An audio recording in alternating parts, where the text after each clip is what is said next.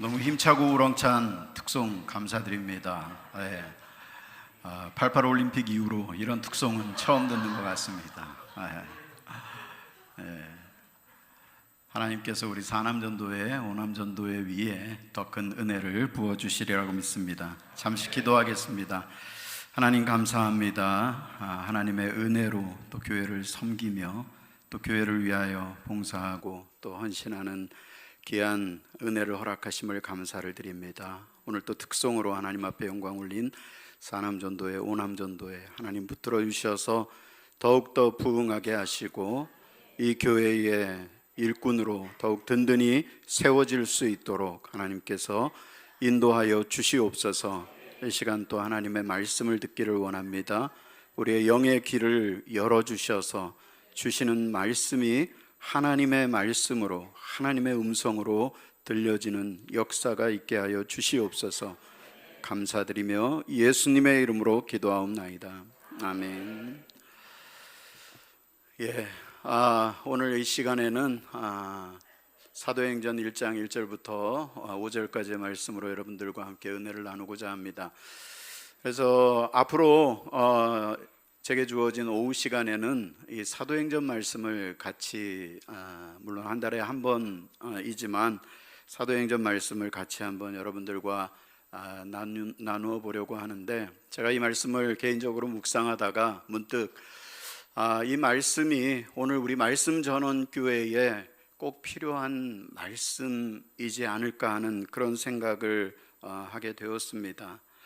여러분도 다 아시다시피 예수님께서 부활하시고 승천하신 이후에 예수님이 약속하신 그 보혜사 성령이 마가의 다락방에 모여 기도하던 제자들 위에 그 성령이 임하셨고, 그래서 이 땅 가운데 교회가 시작되었고, 또 그 교회를 통해서, 그 초대교회를 통해서 복음이 세계로 퍼져나가는 그러한 선교의 전초기지, 선교의 교두보 역할을 교회가 담당했던 것을 우리가 보게 되는 것입니다.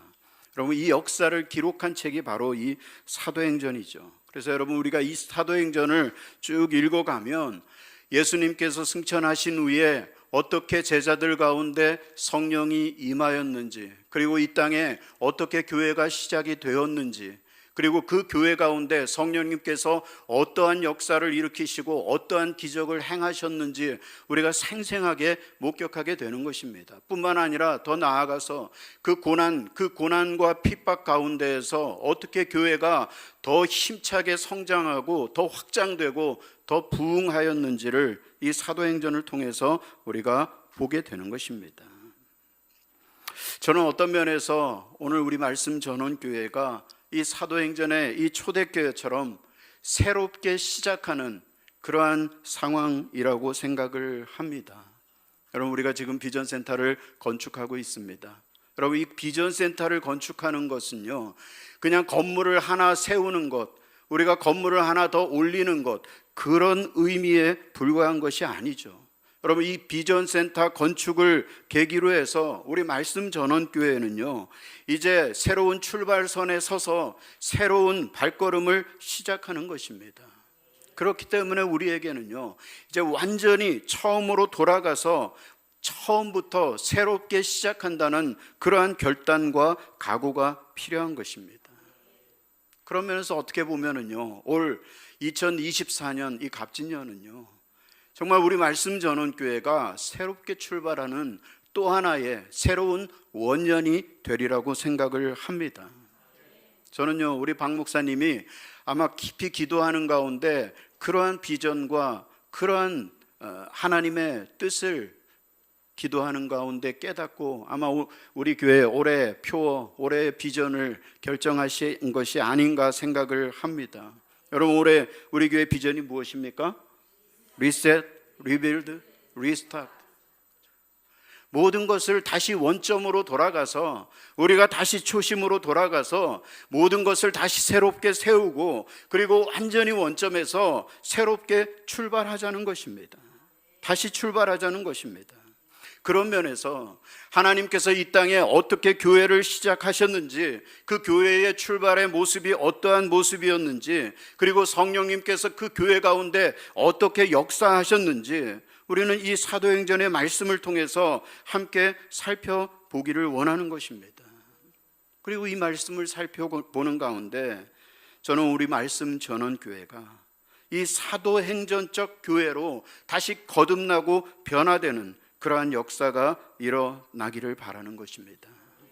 이 말씀을 우리가 함께 나누는 가운데 사도행전에 일어났던 이 성령의 역사가 오늘 여러분들 가운데, 오늘 우리 교회 가운데 일어나기를 바라는 것입니다. 그리고 뿐만 아니라 이 초대교회를 움직였던 이 베드로와 바울과 같은 그러한 위대한 사도들, 그러한 위대한 일꾼들이 오늘 여러분들 가운데, 우리 교회 가운데 일어나기를 주님의 이름으로 축원합니다. 그럼 어떤 남자분이요, 이발소에 이발을 하러 갔습니다. 여러분, 저도 뭐 어릴 때 옛날에는 다 이발소에 가서, 요새는 남자들도 이발소 잘 안 갑니다. 그죠? 미용실 가죠. 요새는 남성 전용 미용실이 있어서 저도 저희 동네 남성 전용 미용 나이스가이라고, 남성 전용 미용실을 가는데요, 굉장히 싸더라고요. 저 가가지고 이발하고 염색하고 샴푸까지 다 해서 13,000원. 우와, 놀랍죠? 제가 아는 분들 전부 다 우리 동네 와서 이발하겠다고.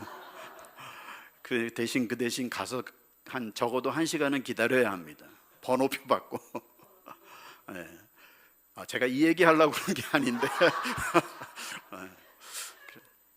어떤 분이 이발을 하러 이발소에 갔는데, 그러면 이발소 가면 이제 이발사가 면도를 이렇게, 남자들은 이렇게 면도까지 시켜줍니다. 근데 면도를 하려면 어떻게 합니까? 뜨거운 수건을, 그죠? 뜨거운 수건을 얼굴에 탁 올려갖고 얼굴을 한참 불린 다음에 이제 그 비누 거품을 바르고, 솔로 비누 거품을 바르고 면도를 합니다. 저는 어릴 때 이발소 가서 그게 항상 나도 한번 해보고 싶다 이런 생각을 했는데, 어쨌든 이번에 이제 면도를 하려고 눈을 탁 감고 기다리고 있는데, 뜨거운 수건을 얼굴에 탁 올리는 순간 너무 뜨거운 거예요. 너무 뜨거워가지고 깜짝 놀라갖고 이 수건을 확 집어던지면서 이발사한테 소리를 지릅니다. 아니, 어떻게 이렇게 뜨거운 수건을 올리냐고, 사람 잡을 일 있냐고 야단을 치니까 이발사도요 당황을 해가지고 이렇게 얘기합니다. 손님, 죄송합니다. 저도 잡고 보니까 너무 뜨거워서 손에 들고 있을 수가 없었습니다.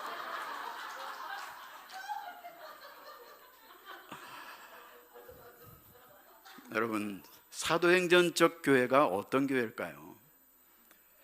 하나님께서 우리에게 부어주신 성령이 너무 뜨거워서 그 뜨거움을 감당할 수 없어서, 가만히 앉아 있을 수 없어서 우리가 복음을 들고 나아가서 전하는 교회, 그 교회가 바로 사도행전적 교회인 것입니다.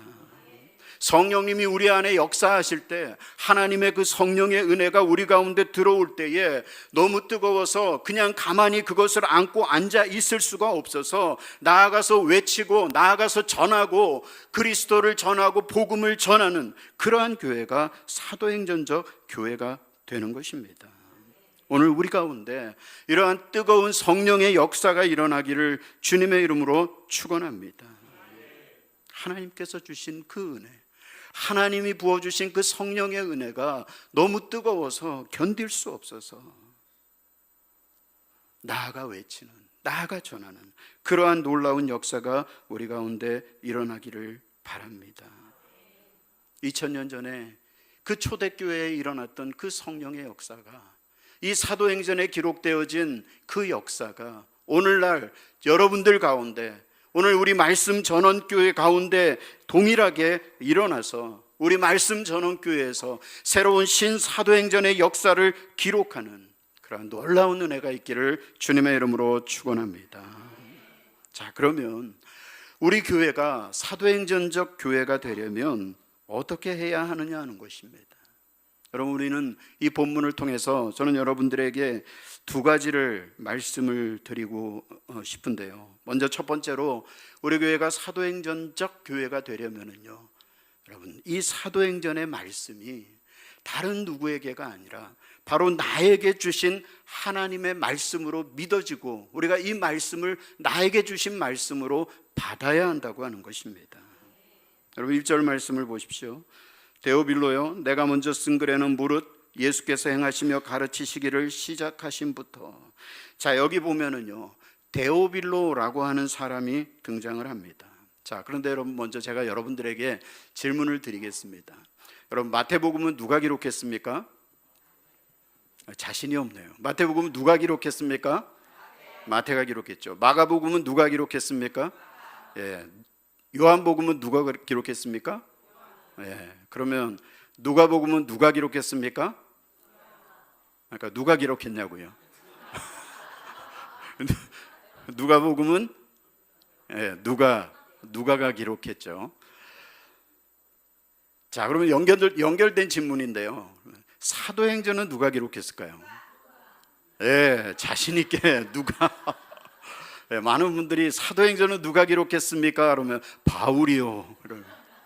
지금 몇 분 보니까 바울 아니었어? 이런 표정. 사도행전은요, 누가가 기록했습니다. 그러니까 이 누가복음과 이 사도행전은요, 서로 연결되어 있는 그런 말씀이죠. 그러니까 이 사도행전과 누가복음은 둘 다 누가라고 하는 의사의 직분을 가진 누가라고 하는 사람이 기록한 말씀이죠. 바울 사도와 함께 사역을 하면서 바울과 함께 복음을 전하러 다니면서 하나님의 그 은혜를 경험하고 성령의 역사를 목격했던 그 의사인 누가가 이 글을 기록을 한 것입니다. 자, 그런데요, 여러분 사도행전은 보면은요, 데오빌로여라는 말로 시작을 합니다. 그리고 누가복음 1장 1절부터 3절에 보면은요, 이 누가복음 또한 데오빌로에게 쓰여진 말씀이라는 사실을 우리가 알 수가 있습니다. 다시 말해서 누가복음과 사도행전은 둘 다, 두 책 다 수신자가 누구라고요? 데오빌로라는 사람이라는 것이죠. 자, 그러면 데오빌로가 도대체 누구냐 하는 것입니다. 여러분 다른 건 다 모르겠고요, 이 데오빌로라고 하는 사람이 그냥 평범한 일반인은 아니었다고 하는 것입니다. 여러분 누가복음 1장 3절에 보면은요, 이 데오빌로를 각하라고 호칭하고 있습니다. 여러분 당시에 이 각하라는 이 호칭은요, 아무에게나 붙여지는 호칭이 아니었습니다. 로마의 최고위층에 있는 사람들, 그 중에서 특별히 로마의 각 지역에 있는 총독들에게 붙여지는 호칭이었다고 하는 것입니다. 여러분 로마는요, 세계를 지배할 때에 각 지역마다 총독을 세워서 총독을 통해 그 세계를 다스리고 통치를 했습니다. 그러니까 그 총독들에게 그 총독들을 최고의 그 높임으로 표현할 때에 바로 이 각하라는 호칭을 사용을 했다고 하는 것이죠. 그러니까 이 데오빌로는 어떤 사람이라고요? 로마의 총독 중에 한 명이었을 것이다 라는 것이 많은 학자들의 주장입니다. 자, 그런데요, 희한한 것은 여러분 당시에 고대 로마의 그 문서들을 이렇게 쭉 보면 그 당시에 총독들의 그 명단이 리스트가 쫙 있잖아요. 그 리스트를 쭉 아무리 살펴봐도요, 이 데오빌로라는 이름은 눈을 씻고 찾아봐도 나오지를 않습니다. 도대체 무슨 이유일까? 왜 데오빌로라는 이름이 총독 가운데 없을까? 여러분 거기에 대해서 많은 학자들이요, 이렇게 설명을 합니다. 그러니까 이 데오빌로라고 하는 이 이름은요, 당시에 가장 흔한 이름 중에 하나였다는 것이죠. 그래서 여러분 그 당시에 로마의 총독의 이름을 거론하면서요, 당시에는 로마가 기독교를 핍박하던 그러한 시대잖아요. 그런데 로마의 총독의 위치에 있는 사람이 예수를 믿고 그리스도인이 되었다고 한다면 실제로 그 사람의 실제 이름을 밝히면 그 사람에게 혹시 피해가 가고 또 그 사람에게 분명히 문제가 생기지 않을까, 그런 것을 염려해서 오늘 이 누가가 당시에 가장 많이 쓰이던 이름 중에 하나였던, 우리나라 이름으로 치면 철수, 홍길동 이런 이름, 그죠? 그런 가장 흔한 이름 중에 하나로 불렀을 것이다, 이렇게 이야기를 합니다. 자, 그런데요, 여러분, 이 데오빌로라고 하는 이름을 설명하는 중요한 또 하나의 설명이 있는데요. 그것은 뭐냐면 이 데오빌로라고 하는 이름이 합성어라는 것입니다. 여러분, 이 데오빌로라는 것은요, 데오스라는 단어와 필로스라고 하는 단어의 합성어입니다. 그러니까 데오스가 뭡니까? 데오스는 무슨 의미입니까? 하나님이라는 뜻입니다. 그리고 필로스는요, 필레오라고도 하죠. 친구들 간의 사랑을 의미하는 것입니다. 그러니까 이 데오빌로라고 하는 의미는요, 하나님의 사랑을 받는, 그래서 하나님의 친구가 된 자라는 그런 의미인 것입니다.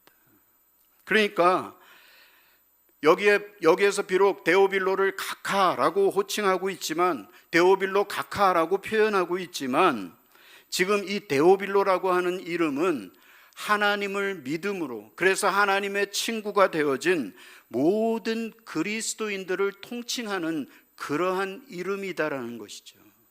그러니까 누가가 이 말씀을 누구 한 사람이 아니라 하나님을 믿고 하나님의 백성이 된 모든 그리스도인들에게 전하고 싶어서 이 데오빌로라는 이름을 사용했다는 것입니다. 여러분, 오늘 이 사도행전은요, 하나님의 사랑을 받는, 그래서 하나님의 친구가 된 오늘 우리 모두에게, 저와 여러분, 우리 모든 그리스도인들에게 보내어진 하나님의 편지인 것입니다. 오늘 여러분 한 사람 한 사람이 데오빌로가 되어서 이 사도행전의 말씀이 다른 누구에게가 아니라 나에게 주어진 하나님의 말씀으로 믿고, 그리고 이 말씀을 받음으로 이 사도행전의 역사하시는 그 성령의 역사가 나에게 주어진 성령의 역사가 되어서 날마다 삶 가운데 승리하는 저와 여러분들이 되시기를 주님의 이름으로 축원합니다. 그럼 저기 인천에 가면 주안장로교회라고 하는 큰 교회가 있습니다. 전도하기로 유명한 그 교회죠. 그 교회에 안강자 권사님이라는 분이 있습니다. 이분은 성함이 강자라서 아마 늘 강자일 것 같은데 또 성이 안씨라서 뭐 안강자일 것 같기도 하고, 그죠? 그런데 이분이요, 전도를 정말 그렇게 열심히 하는데, 얼마나 열심히 하는지, 한 해는요 1년에, 여러분, 이분이 한 해 동안 최고로 많이 전도한 게 몇 명일까요? 몇 명 정도 전도했을 것 같아요? 감이 안 잡히시는. 몇 명 전도, 한번 찍어보세요. 몇 명 전도했을까요? 300명. 와. 근데 아닙니다. 몇 명 전도했을까요? 예? 누구 권사님? 와, 거의 근접했습니다. 9,500, 정확하게 46명을 전도했답니다. 여러분, 이 권사님이요, 날마다 주안역 앞에 나가서, 거리에 나가서 만나는 사람마다 예수 믿으세요, 예수 믿어야 구원받습니다, 예수 안 믿으면 지옥 갑니다, 날마다 전도하러 다니는데요. 근데 여러분, 전도하다 보면 좋은 사람을 만날 때도 있지만 그렇지 않을 때도 있잖아요. 근데 하루는요, 전도를 하는데 깡패를 만났답니다. 그런데 여러분, 깡패는요 딱 보면 표시가 나잖아요. 깡패의 가장 큰 표시가 뭡니까? 집에 도화지가 없는 분들이죠. 도화지가 없어서 늘 몸에다가 그림을 그리고 다닙니다. 그리고 어깨에 왜 이렇게 힘을 주고 다니는지 깡패는 딱 표가 나잖아요. 그러면 알아서 피하면 되는데, 이 권사님은 일부러 다가가서 전도를 하는 거죠. 이봐 젊은이, 예수 믿어, 예수 믿어야 천국 가, 예수 안 믿으면 지옥 가. 그러니까 이 깡패가 귀찮은 거죠. 저리 가세요 아줌마, 귀찮게 하지 마시고. 근데도 끝까지 예수 믿으라고, 안 그러면 지옥 간다고. 그러니까 안 그래도 기분 나쁜데 막 와서 귀찮게 하니까 화가 나가지고 뒤를 돌아서 주먹으로 한 대 딱 쳤는데 얼굴에 맞은 거예요. 이 권사님이 맞고 쓰러졌는데 코피가 철철철 나는 겁니다. 애들은요 싸우다 코피 나면 지는 거죠. 코피 나면 울고 도망갑니다. 근데 이 권사님은 코피가 철철 나는데도 끝까지 붙들고 예수 믿어야 구원받는다고. 그러니까 이 깡패가 화가 나가지고 권사님을 바닥에 넘어뜨리고 구둣발로 그냥 짓밟고 가버렸습니다. 근데 권사님이요, 그 다음 날도 또 얼굴이 퉁퉁 부어갖고 또 역에 나와서, 광장에 나와서 전도를 합니다. 그렇게 며칠이 지났는데요, 어떻게 알았는지, 권사님 전화번호를 어떻게 알았는지 이 깡패가 전화가 왔더랍니다. 그러면서 이렇게 얘기하더라는 거죠. 아주머니, 죄송합니다. 제가 지금까지 수없이 많은 사람들을 패고 다녔는데 한 번도 그런 적이 없었는데, 아주머니를 때리고 나서는 그날 밤부터 잠만 자려고 누우면 꿈속에 아주머니가 코피를 철철 흘리면서 예수 믿어야 합니다, 예수 믿어야 구원받습니다, 안 그러면 지옥 갑니다. 그러니까 눈만 감으면 밤마다 나타나요. 도저히 무서워서 잠을 잘 수가 없다는 거예요. 그래서 제가 예수 믿을 테니까 제발 좀 이것 좀 해결해 달라고 그러더라는 거죠. 이 청년이 예수를 믿었을까요, 안 믿었을까요? 믿었겠죠. 예수를 믿고 뿐만 아니라 신학교를 가서 선교사가 돼서 지금 필리핀에서 선교하는 김기영 선교사님이라는 분이 바로 그 깡패였다는 거죠. 그런데 여러분, 이 안강자 권사님이요, 원래부터 예수를 믿던 그런 분이 아니었습니다. 남편은 4대 독자고 자기 아들은 5대 독자인데다가 친정도 그렇고 시댁도 그렇고 철저하게 유교와 불교 그 분위기에서 자라나서요, 아무리 사람들이 예수 믿으라고 복음을 전해도 절대로 안 믿고 완강하게 거부하던 그런 사람이었습니다. 그런데 한 번은요, 누가 와서 또 전도를 하는데 자꾸 예수 믿으라 그러니까 귀찮아서 이분이 이렇게 대답을 했답니다. 내가 우리 아들이 죽는 한이 있어도 절대로 나는 예수는 안 믿는다고. 그리고 쫓아버렸답니다. 그런데 어떤 일이 일어났을까요? 그때부터 정말로 아들이 시름시름 앓더니 죽어가기 시작하더라는 거죠. 그래 이 어린 아이를 들쳐업고 병원마다 쫓아다니면서 치료를 하는데요, 병명도 모르고 치료 방법이 없는 것입니다. 그럼 도무지 방법이 없잖아요. 그런데 그때 어디선가 들은 게 있어서 예수님한테 기도하면 예수님이 고쳐준다는 그 들은 게 기억이 나서 어떻게 기도하는지도 모르고 그때부터 기도하기 시작했답니다. 여러분, 우리가요, 누가 듣든지 안 듣든지 전해야 하는 이유가 여기에 있는 것입니다. 이 사람은 안 돼, 내 남편은 안 돼, 내 아내는 안 돼, 우리 아들은 안 돼, 내 친구는 안 돼. 우리는 안 된다고 생각하지만 여러분, 전하면은요, 안 듣는 것 같아도요, 들을 사람들은요 다 듣습니다. 성령님께서 역사하시는 거죠. 그래서 이 권사님도요, 그래서 그때부터 기도하기 시작합니다. 예수님, 제가 잘못했습니다. 우리 아들만 살려주시면 제가 예수를 믿겠습니다.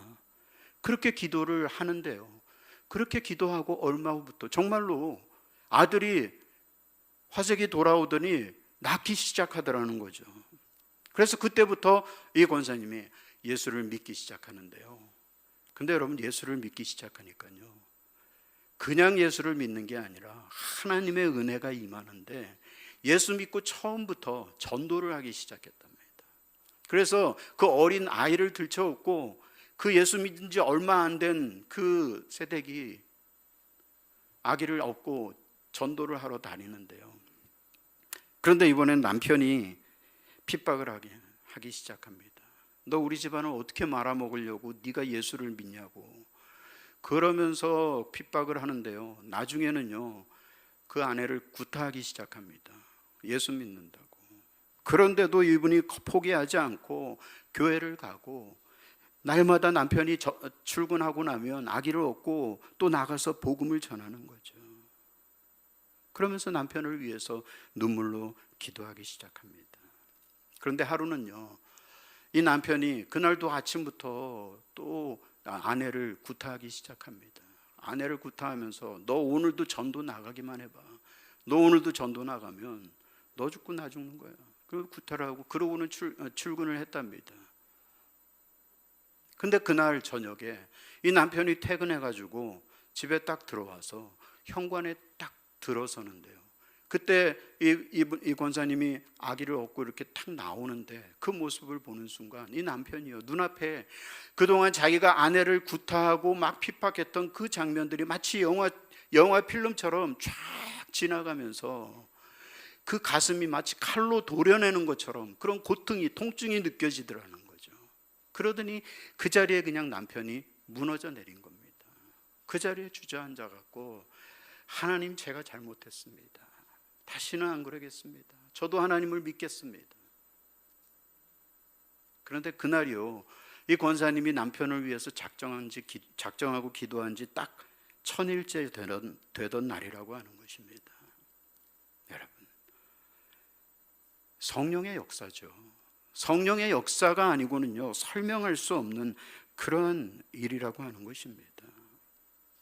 오늘 여러분들이 정말 진정으로 이러한 은혜의 주인공이 되기를 원하신다면요, 오늘 이 데오빌로요 라고 하며 주시는 이 사도행전의 이 말씀을 나에게 주시는 말씀으로, 사도행전에 일어난 이 성령의 역사가 내 삶 가운데, 내 안에 일어나는 성령의 역사로 믿어져야 한다고 하는 것입니다.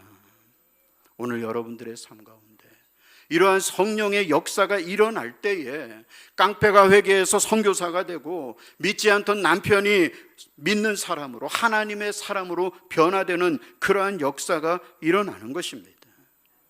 오늘 여러분들 가운데, 우리 교회 가운데 이러한 성령의 역사가 불같이 일어나기를 주님의 이름으로 축원합니다. 두 번째로, 오늘 우리 교회가 사도행전적 교회가 되려면요, 하나님의 이 약속의 말씀을 붙들고 성령의 임재를 기다려야 합니다. 오늘 4절 말씀해 보십시오. 우리 4절을 다시 한번 읽어보도록 하겠습니다. 시작. 사도와 함께 모이사 그들에게 분부하여 이르시되 예루살렘을 떠나지 말고 내게서 들은 바 아버지께서 약속하신 것을 기다리라. 자, 예수님은요, 제자들에게 예루살렘을 떠나지 말라고 말씀합니다. 그리고 아버지께서 약속하신 것을 기다리라고 말씀하십니다. 자, 아버지께서 약속하신 것이 무엇입니까? 바로 성령이죠. 그러니까 하나님께서 약속하신 그 성령을 받기까지, 성령께서 내게 임하기까지 예루살렘을 떠나지 말고 기다리라고 말씀하고 계시는 것입니다. 자, 그런데 여러분, 우리가 이 말씀을 좀 더 자세히 들여다볼 필요가 있습니다. 여러분, 예수님께서 십자가에 죽으시고 사흘 만에 부활하신 후에요, 40일 동안 어떻게 하셨습니까? 40일 동안 혹시 들킬까 어디 숨어 계셨습니까? 아니죠. 40일 동안 두루 다니시면서 많은 사람들에게 복음을 전하고 또 많은 제자들에게 자신의 모습을 보이셨다고 말씀합니다. 그럼 고린도전서 15장 4절 6절 말씀 한번 찾아보십시오. 고린도전서 15장 4절부터 6절까지 말씀입니다. 자, 누가 한번 읽어보실까요?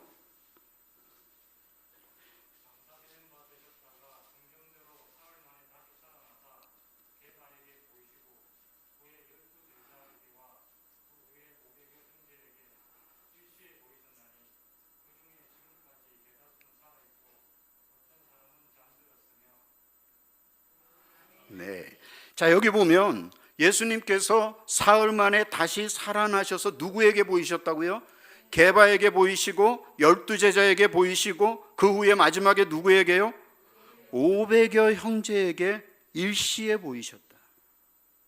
그러니까 예수님이요, 최소한 500명이 넘는 수많은 사람들에게 자신의 부활하신 그 모습을 보여주셨다고 하는 것입니다. 그리고 그들에게 예루살렘을 떠나지 말고 하나님께서 약속하신 것을 기다리라고 말씀하셨다는 것이죠. 자, 그런데요, 사도행전 1장 15절에 보면은요, 모인 무리의 수가 몇 명이라고요? 약 120명이나 되더라. 자, 예수님께서 500명이 넘는 제자들을 만나시고 그들에게 명령하셨습니다. 자, 그런데 마가 요한의 그 다락방에 몇 명이 모였습니까? 120명이 모였다는 것이죠. 저는 이 말씀을 볼 때마다 120명이나 되는 사람이 성령을 기다리며 하나님의 은혜를 기다리면서 참 기도하면서 있는 가운데 성령의 역사가 임했구나, 참 귀하다. 물론 이런 생각도 들지만은요, 한편으로는요, 그 500명이 넘는 사람들 가운데 120명만 모였다면 나머지 380명, 예루살렘을 떠나버린 이 나머지 380명은 다들 어디로 갔을까? 여러분, 이런 안타까운 마음이 드는 거죠. 물론 나름대로 다 이유가 있었을 것입니다. 학교도 가야 하고, 사업도 해야 되고, 직장도 가야 되고, 결혼도 해야 되고, 자식도 키워야 되고, 분명히 나름대로의 다들 이유가 있었을 것입니다. 그럼에도 불구하고 주님의 약속을 기다리지 못하고 다 떠나버린 그들을 생각할 때마다 안타까운 마음이 들 수밖에 없는 것입니다. 여러분, 오늘 본문에서 예수님께서요, 제자들에게 예루살렘을 떠나지 말라고 명령하시는 이유가 무엇입니까? 여러분, 마태복음 25장 56절에 보면은요, 이에 제자들이 다 예수를 버리고 도망했다고 말씀합니다. 여러분, 예수님과 3년 동안이나 동고동락하면서 예수님의 그 놀라우신 능력을 경험하고 기적을 경험하고 예수님이 전하시는 복음의 말씀을 듣고 예수님과 함께 했던 그 제자들이요, 고난이 닥치고 그들의 시험받을 만한 일이 생기니까요, 다 어떻게 했다고요? 다 도망쳤다고 말씀합니다. 여러분, 우리 목회자들이 목회를 하다 보면 늘 만나게 되는 분들이 있습니다. 어떤 분들이냐면 시험 들었다는 분들이죠.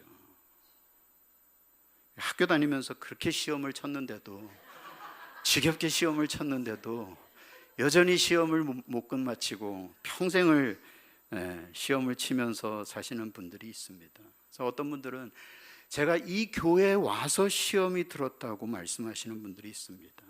물론 우리 가운데는 없겠지만은요, 혹시라도 내가 전에는 안 그랬는데 이 말씀 전원교회에 와서 시험이 들었다, 이런 생각이 드시는 분들이 있습니까?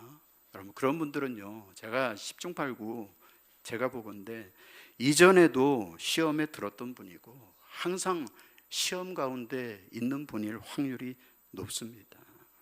혹시라도 이 중에 그러한 분들이 있다면, 혹시라도 내가 시험이 들까 말까 지금 왔다 갔다 하시는 분들이 있다면, 여러분, 이제는요, 그 시험을 이기는, 그 시험 가운데 승리하는 여러분들이 되시기를 간절히 소망합니다. 여러분, 우리가 시험을 이기는 방법이 무엇입니까? 그것이요, 바로 하나님의 이 약속의 말씀을 붙들고 예루살렘을 떠나지 않는 것입니다.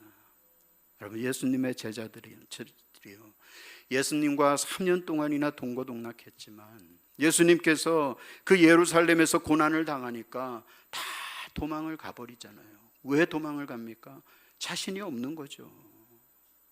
그걸 예수님께서 너무나 잘 아시고 계셨던 거죠. 그래서 제자들에게 이제는 예루살렘을 떠나지 말고 먼저 성령이 너희들에게 임하는 것을 경험하고 그리고 예루살렘을 떠나라고 말씀하는 것입니다. 여러분, 이 예루살렘이 어떤 곳입니까? 그들이 그토록 신뢰하고 믿었던 예수께서 돌아가신 장소잖아요.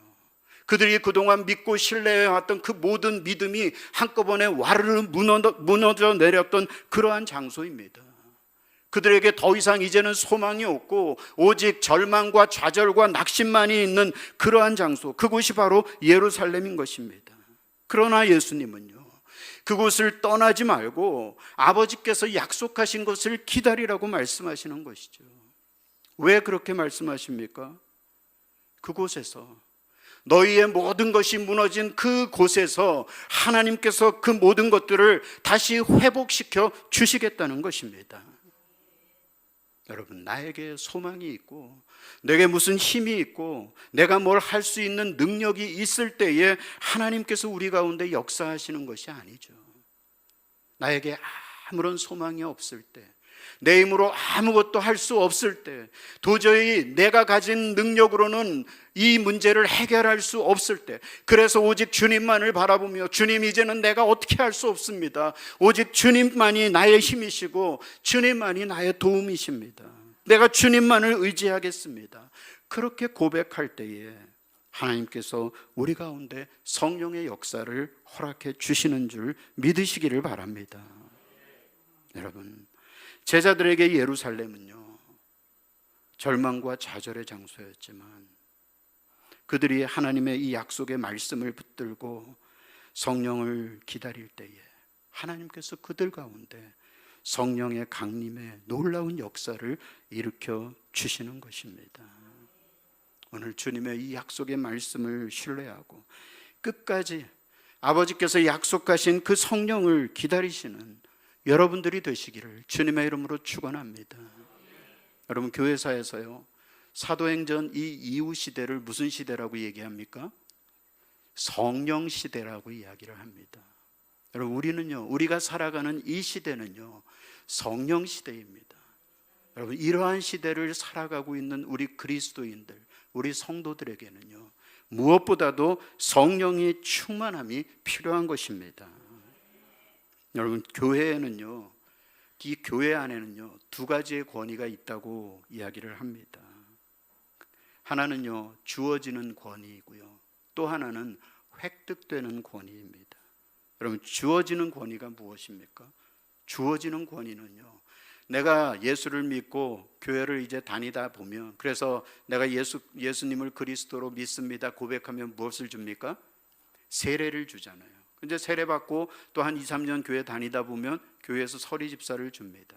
그리고 또 좀 몇 년 다니다 보면 안수 집사가 되고, 또 그러다 보면 권사가 되고 장로가 되고, 또 어떤 분들은 신학교 가서 또 목회자가 되기도 하죠. 여러분, 이거는요,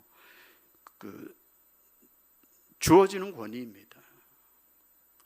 그러나 내가 예수 믿은 지 얼마 안 되지만 하나님께서 내 안에 성령을 부어주셔서 그 성령의 역사가 너무나도 뜨겁고 너무나도 감격스러워서, 비록 예수 믿은 지는 얼마 안 되지만 기도만 하면 눈물의 은혜가 넘쳐 흐르고, 찬양을 하면 가슴이 뜨거워지고, 그래서 나가서 복음을 외치면 영혼이 구원받고 생명이 살아나는 그러한 역사가 일어나는, 이것이 바로 획득된 권위인 것입니다.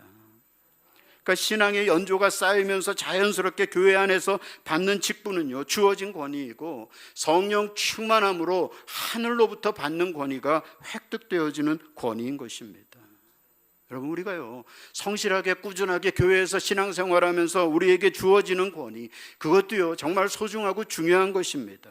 그러나 여러분, 중요한 것은 내가 얼마나 교회를 다녔고 내가 어떠한 직분을 가졌느냐가 아니라, 내가 얼마나 성령으로 충만하고 내가 얼마나 하나님의 은혜를 경험하고 있느냐 하는 것이 더 중요하다고 하는 것이죠. 그러한 획득되어진 권위가 오늘 여러분들 가운데 충만하기를 주님의 이름으로 축원합니다.